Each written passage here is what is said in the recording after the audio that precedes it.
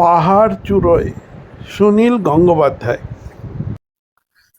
অনেক দিনের আমার একটা পাহাড় কেনার শখ, কিন্তু পাহাড় কে বিক্রি করে তা জানি না।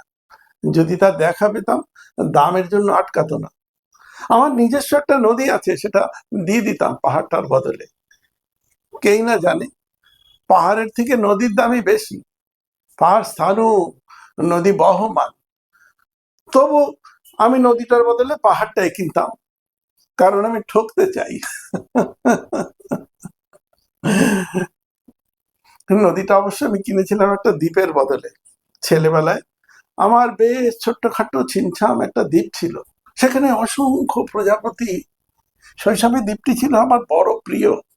আমার যৌবনে দ্বীপটিকে আমার মাপে ছোট মনে হলো। প্রবাহমান ছিপছিপে ধনবী নদীটিকে বেশ পছন্দ হলো আমার। বন্ধুরা বলল, ওইটুকু একটা দ্বীপের বিনিময়ে এত বড় একটা নদী পেয়েছিস, খুব জিতেছিস তো মাইরি। তখন জয়ের আনন্দে আমি বিহ্বল হতাম। তখন সত্যি নদীটিকে ভালোবাসতাম আমি। নদীটি আমার সব প্রশ্নের উত্তর দিত। যেমন, বলতো আজ সন্ধ্যেবেলা বৃষ্টি হবে কিনা, সে বলতো এখানে দক্ষিণ গরম হাওয়া।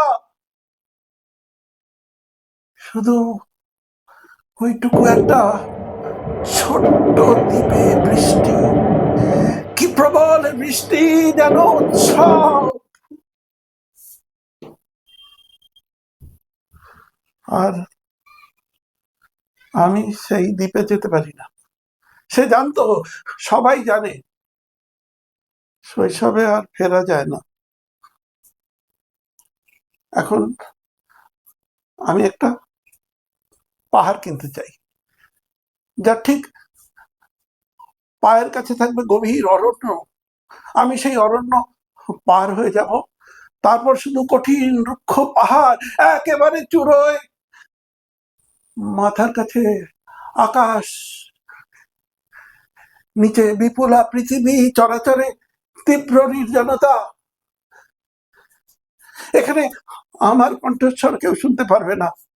আমি ঈশ্বর মানি না, তিনি আমার মাথার কাছে এসে ঝুঁকে দাঁড়াবেন না।